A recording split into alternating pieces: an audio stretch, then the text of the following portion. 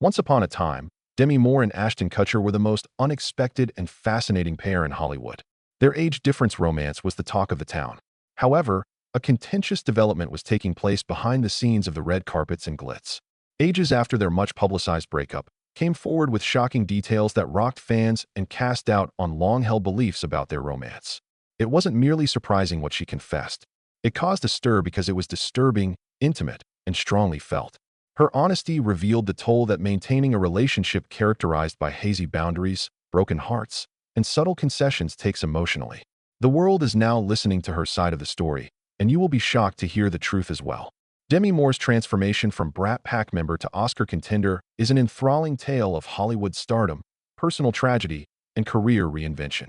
She became one of the most famous faces in show business after being born Demetria Jean Gwines on November 11, 1962, in Roswell, New Mexico.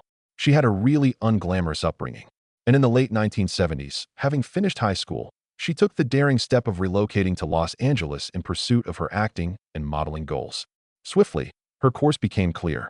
On the day she wed musician Freddie Moore, who was 30 years old, while she was only 18 years old. She kept the name Demi Moore as her career progressed. Despite the divorce that occurred in 1985, she continued to use his surname professionally. During the years 1981 to 1985, she made her acting debut on the daytime drama General Hospital. A member of the so-called Brat Pack, a group of youthful actresses famous for starring in coming-of-age films, she quickly became identified with film after her early TV exposure helped her transfer into the industry. Moore cemented her position as one of Hollywood's emerging stars with her 1985 blockbuster role in St. Elmo's Fire. When Demi Moore and Patrick Swayze starred in the romantic drama Ghost in 1990, it altered everything. An immediate sensation and financial smash, the picture catapulted Moore to the elite group of Hollywood actresses. Not for a film this time, but for an iconic cover of Vanity Fair magazine in 1992. Just 2 years after that, she was back in the news. Moore redefined the media's portrayal of pregnancy when she posed nude while wearing just jewelry at 7 months along in her pregnancy, which sparked a national conversation. Not only was she a successful actress, but she was also a cultural personality who was not afraid to question conventions and expectations with this daring and provocative action. Between 1993 and 1995, the following years saw her steadily bolster her cinematic career with parts in Indecent Proposal, Disclosure, A Few Good Men, and The Scarlet Letter. Both the box receipts and critical reception of these flicks were mixed, but every one of them solidified her status as a prominent figure in the field. A watershed moment in her career occurred in 1996. When she earned $12.5 million for her part in Striptease, she became Hollywood's highest-paid actress of all time. The picture was a critical dud and didn't deliver on its promises, even though it earned an unprecedented sum. And so, Moore persisted. In the following year, in 1997's G.I. Joe, she portrayed one of her most physically demanding parts. Hi, Jane.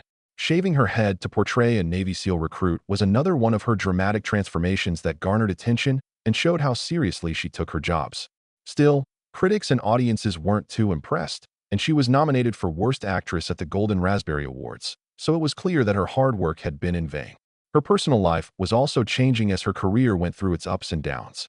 Moore was wed to fellow actor Bruce Willis from 1987 till 2000. Rumor, Scout, and Tallulah were the couple's 3 kids, and they were widely regarded as a loving and caring Hollywood family for a long time. They went through a time of emotional upheaval and grief when they divorced in 2000, not long after Moore's mother passed away. The 2003 film Charlie's Angels marked Moore's triumphant comeback to film after a hiatus from the limelight. Her performance in Full Throttle brought back memories of her charismatic stage presence and suggested a comeback. She kept performing in both big-budget and independent films during the years that followed, such as Empire, Rough Night, Bobby, Mr. Brooks, Very Good Girls, Songbird, and Wild Oats. At this time, her marriage to actor Ashton Kutcher in 2005 brought renewed focus to her private life. The couple's marriage, with its 15-year age difference, was all over the tabloids and popular culture. Their marriage collapsed in 2013 following years of rumors and public scrutiny, even though they seemed happy and supportive at first. Moore had a severe public health problem in 2011 and 2012, right when their relationship was starting to fall apart. Substance use was later related to a seizure and subsequent hospitalization, which brought major issues to light. Her public health issues, being so openly discussed, both weakened her public image and started a new chapter in her life. Furthermore, actively participated in meaningful activism while enduring these personal hardships. Together with Ashton Kutcher, she established the NGO Thorn in 2012 with the goal of combating the sexual exploitation of children. Her public persona was enhanced by this endeavor, based on the principles of advocacy and civic duty. Then in 2019, he was again in the news, this time, though, not for a controversy nor an acting gig. In its place, she published Inside Out, a book that was lauded for its candor and self-reflection, and which was very intimate. Moore recalled her formative years, struggles with addiction, romantic relationships, and the ups and downs of her career in Hollywood in her autobiographical book. With the help of her best-selling memoir, Moore was able to tell her story again, this time in her own words, giving readers an unusual look at the complicated woman behind the stardom. In a surprising turn of events, Demi Moore had a huge career revival in 2024. The Substance, in which she starred, was critically acclaimed and gave her her first Golden Globe. In addition to the part, she was nominated for Best Actress at the Academy Awards, which was a tremendous honor and signified her successful return to the industry after a long hiatus. Moore was once again the talk of Hollywood as critics and fans alike praised her comeback. However, this time it's for her abilities and perseverance, not the tabloid drama. A problem with Demi's striptease, G.I. Jane concerns herself with her body image. Underneath her celebrity, Demi Moore often faced profound problems and criticism, which impacted her personal and professional triumphs. Even with her incredible comeback and industry recognition in 2024, Moore had a lot of problems throughout her career that had nothing to do with her acting choices or her box office success. She overcame obstacles such as negative self-perception, eating disorders, and intense peer pressure, particularly in relation to depictions of female actors that went against the grain of Hollywood norms. As Moore continued to speak frankly about these topics in interviews in her 2019 memoir Inside Out, they became more widely discussed in subsequent years. Moore fought an uphill struggle with her self-perception of her body, and early on in her career, a producer insisted she cut back on her weight, subjecting Moore to what she later characterized as humiliating and shameful forms of pressure. Even though she was still attempting to establish herself in the profession, this incident deeply affected her emotionally and set in motion a lifelong battle with her connection with food, her perception of her body, and her sense of self-worth. She detailed her descent into severe dieting and excessive exercise in her memoir, which she said was driven by these expectations, by actions stemming from an intensifying bodily dysmorphia. Although receiving public acclaim for her resilience and attractiveness, she subtly engulfed herself with an eating disorder. It never seemed like enough, she said, regardless of how much weight she shed or how hard she trained. She carried this hidden load of the industry's expectations and her own reality clash as her star continued to climb. This tremendous amount of pressure reached a peak in the mid-1990s, when Moore started playing parts that were very different from the safe or traditionally feminine parts that leading women of the time were typically cast in. She played the role of a stripper who had previously worked as an FBI secretary in the 1996 film Striptease, in which she fought for custody of her daughter. At the time, Moore was the most paid actress in Hollywood history, according to the role's record-breaking $12.5 million salary. The figure caused quite a stir, with some people focusing on the film's substance and others appreciating the financial milestone. Reviewers and fans alike were critical of the picture, notwithstanding Moore's dedication to the part and the record-breaking salary. The business community panned it, as well as something of a professional setback. Critics weren't merely unhappy with the movie's box office take. Additionally, it hinted at passing judgment on Moore personally. Despite her daring, some critics went so far as to label her a popcorn actress, suggesting that her performances were empty of content. Public opinion may change in an instant, especially when an actress goes against the grain, as the response to Striptease demonstrated, or confidently expresses herself without remorse. The year after that, in G.I. Heard that you trained with the Navy SEALs, Jane. With her performance in G.I. Joe, Moore once again pushed against gender norms. Jane, in which she played a female Navy SEAL in training. She had to undergo a dramatic on-screen change, which included shaving her head, and undergo extensive physical preparation for the role, an event that shocked and symbolized a lot to many spectators who were there. Moore received praise for her commitment to the role, which was evident in her emotionally raw and physically taxing performance. Nevertheless, opinions on the picture were divided. Her courage and dedication were lauded by some, but the film's tone and direction were criticized by others. The Golden Raspberry Award for Worst Actress was Moore's fate, as G.I. Jane was met with both acclaim and criticism.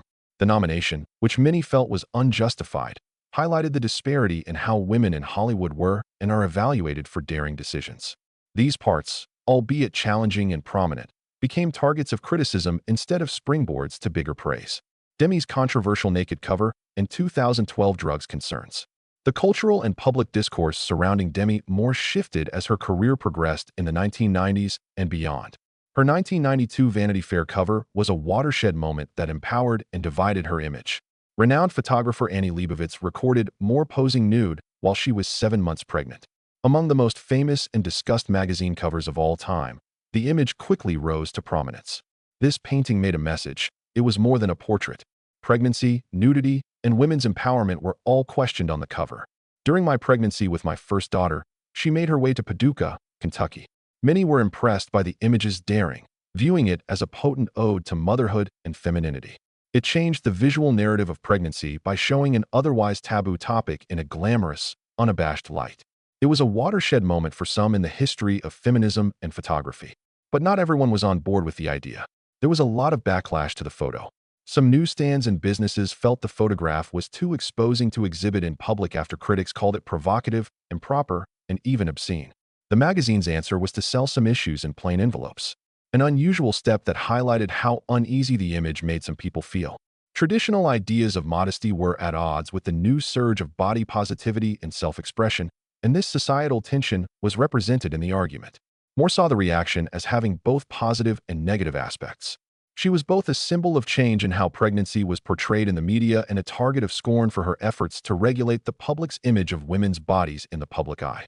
There was more to the Vanity Fair cover than meets the eye. Topics covered included visibility, boundaries, and women's identities. Personal issues that would come to light more openly later on were also present throughout this time of prominence and impact. Sobriety was never easy for Moore. Even though she had gotten sober at a young age, it became much more difficult during her public relationship with Ashton Kutcher. From 2005 until their divorce in 2013, the couple's relationship was widely covered by the media and was a constant source of headlines. Their age difference and public appearances brought attention, but Moore's struggle with addiction went unnoticed.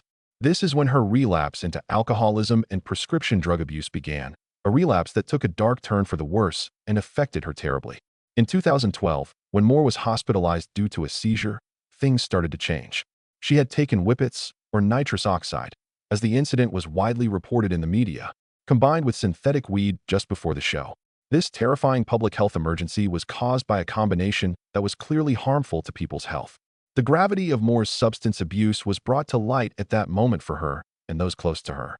The inpatient stay was more than meets the eye. It brought attention to the fact that even a powerful and accomplished person like Demi Moore can struggle with the silent struggles that addiction causes. What lies behind the unexpected hospitalization of Demise? Just to refresh your memory, it's been about 2 months. A depressing reminder of how public scrutiny may bring attention to private struggles. The episode served as a wake-up call. In subsequent interviews, Moore was forthright and responsible while discussing this time in her life. She took responsibility for her relapse and its causes, which she identified as inadequacy and the stress of trying to keep up a flawless public persona despite marital problems. Overwhelmed by emotional suffering, self-doubt, and the relentless scrutiny from a world that never stopped looking down on her, the relapse was about more than just drugs. Moore started a dialogue on the intricacies of addiction by drawing attention to the underlying struggles that caused her health catastrophe, as well as the significance of psychological and emotional health. From Kelso to tech hero, Ashton Kutcher has you covered. Marriage to Ashton Kutcher provided another layer to Demi Moore's path as she tackled the intricacies of her stardom, identity, and personal challenges. One that caused widespread interest, profound emotional turmoil, and far-reaching effects. At the same time that Moore was dealing with the difficulties of being an older woman in a public relationship, Ashton Kutcher was transitioning from a career in comedy acting to one in technology entrepreneurship and activism. His life has been equally multifaceted and intricate, with its fair share of twists and turns. Far from the glitter of Hollywood, Ashton Kutcher came into this world on February 7, 1978, in Cedar Rapids, Iowa. His life took a very different turn before he became famous. Michael, his twin brother, had health problems in the mid-1990s, which prompted him to enroll at the University of Iowa to study biochemical engineering. But Kutcher messed up badly in high school, and it changed his early career trajectory. He was sentenced to community service and probation after a burglary conviction. Despite the fact that it was a terrible time for him, He went on to say that it was a turning point since it made him think about his decisions and make a change. Because of that change, he found himself drawn to the world of modeling and, ultimately, television. Cast as Michael Kelso in that '70s show in 1998, Ashton Kutcher's breakout role came. His young vivacity and charming eccentricity were ideal for the part, becoming a favorite among fans in no time. With his portrayal of Kelso, Kutcher became an iconic figure and kicked off his career in Hollywood. By the early 2000s, he had established a name for himself beyond the realm of acting, thanks to the doors that had been opened to him by his television success. Kutcher co-founded Catalyst Media in 2000 and 2001 and created the hit prank reality show Punk'd on MTV. He proved he was more than simply an actor on the show, which gave him a chance to display his imagination and natural talent for working behind the scenes.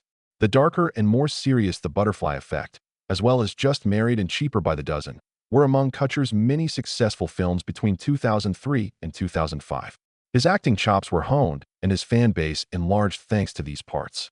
After that, his marriage to Demi Moore in September 2005 put his private life front and center. Their marriage also magnified the intense scrutiny that their already publicized relationship had received from the media because of the considerable age gap between them. The three girls that Moore had from her first marriage to Bruce Willis were also given Kutcher as a stepfather. A contemporary Hollywood family, they were thought of for a while, engaging different generations and questioning long-held assumptions. Their relationship, however, became more strained over time.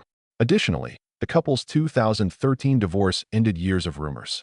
As rumors swirled about his private life, Kutcher kept building his profession in surprising ways. Thorn, an organization that fights child sexual exploitation, was co-founded by him in 2009.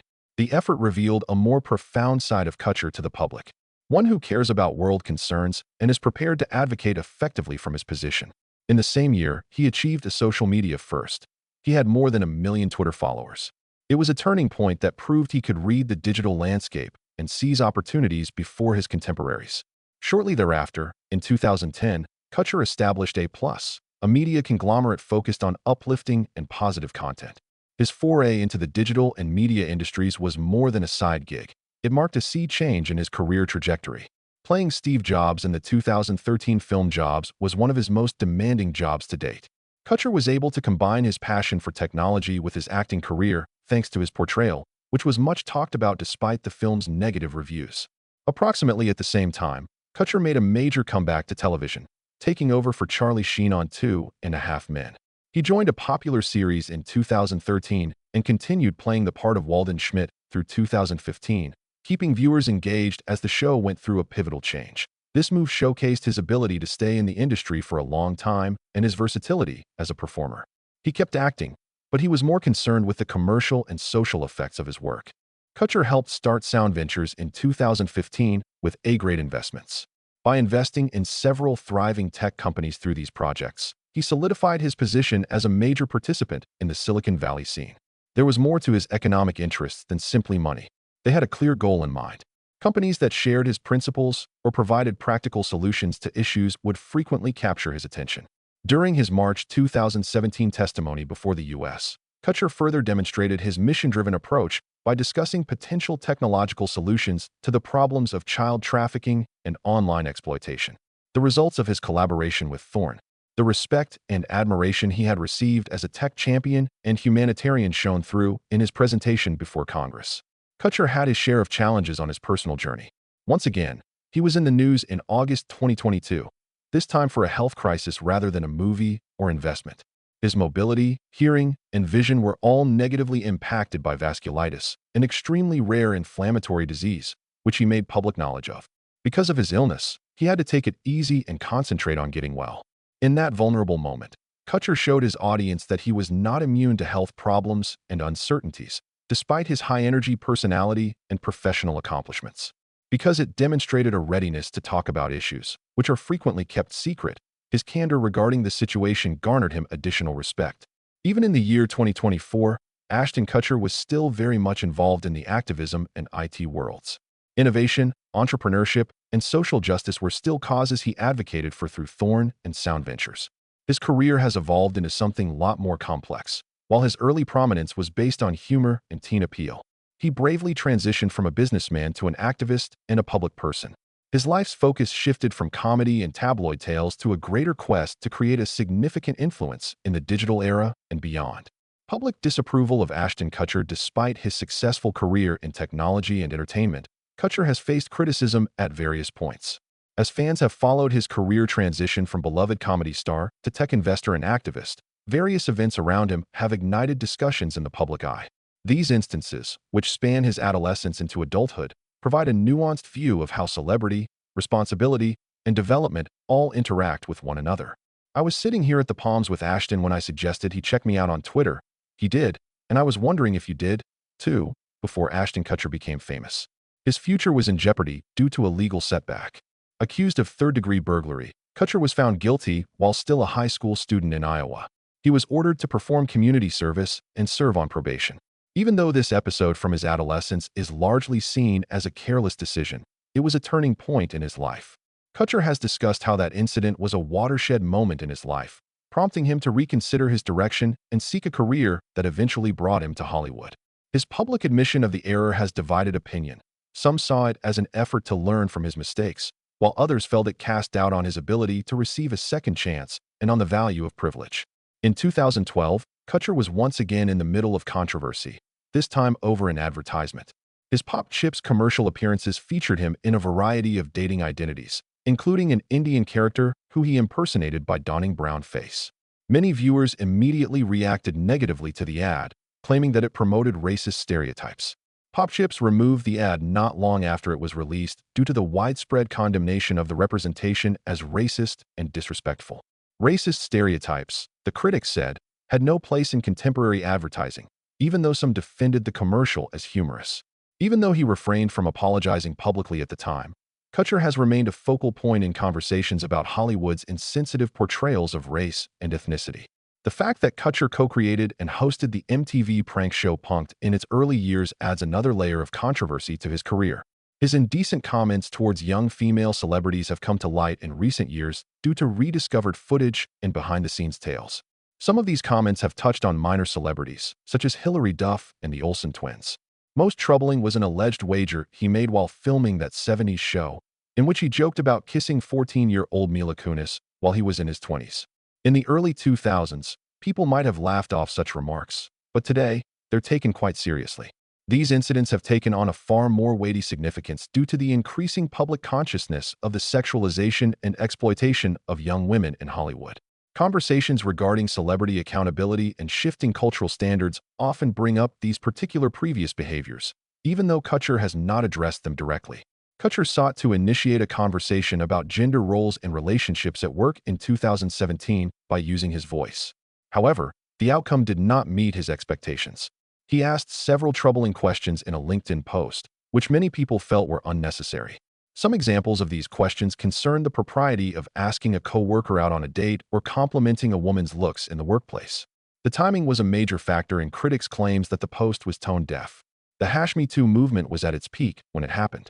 Instead of encouraging constructive dialogue about gender equality in the workplace, Kutcher's queries were interpreted as perpetuating antiquated gender dynamics. He did say sorry and made it clear that he just wanted to start a conversation, in order to avoid offending anyone. Nonetheless, the episode demonstrated how even innocent attempts can backfire, particularly when dealing with delicate subjects like gender and power. Letters of support written by Kutcher and Mila Kunis to Danny Masterson, their former co-star on that '70s show, in 2023 may have been the most hurtful controversy in Kutcher's recent history. Sentencing was imminent for Masterson following his conviction for the rape of 2 women. Not long after the trial concluded, the public had access to the couple's letters. Kutcher gushed about Masterson's portrayal and said he was an inspiration in his letter. There was an instant and strong pushback. Given that Kutcher was a co-founder of Thorn, an organization that works to prevent child abuse and support survivors, many thought his remarks were rude and uncalled for. Both the general public and advocacy organizations were very critical of him because of the apparent conflict of interest between his advocacy activity and his backing of Masterson. As a result, Kutcher publicly apologized and stepped down from his role on Thorn's board. He said that penning the letter had been an error and that his intention had not been to cast doubt on the victim's testimony. In addition to damaging his reputation, the incident prompted discussions over public officials' duties, justice, and loyalty. Threesome remorse is revealed by Demi. Demi Moore broke her silence on the terrible truths of her marriage to Ashton Kutcher, following her public battle with her addiction, body image, and past problems. In her 2019 memoir, Out, Moore detailed her experiences with him, which she now realizes were driven by an ill-advised desire to show him how much fun she could be. The author stated, "I put him first," in response to her partner's desire to bring a third person into their bed. Despite her insistence that the women involved were wonderful people, she admitted that the decisions were a mistake and that they had an emotional impact on her. "I didn't object." Moore pondered more profoundly. She disclosed that Kutcher later used these events to justify his adultery. She put it like way. The lines were blurred and, to some degree, justified by the fact that we had brought in a third party into our relationship, which is what Ashton said.